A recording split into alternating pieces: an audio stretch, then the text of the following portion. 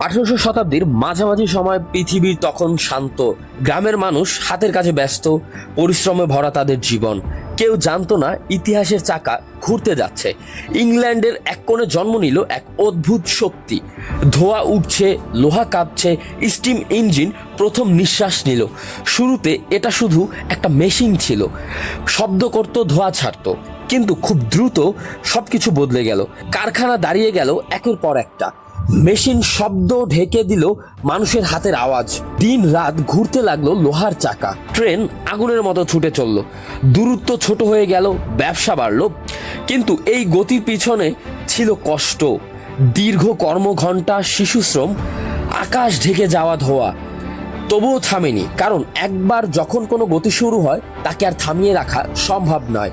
Industrial revolution শুধু মেশিনের গল্প না, এটা মানুষের উচ্চাকাঙ্ক্ষা, লোভ ও সাহসের গল্প।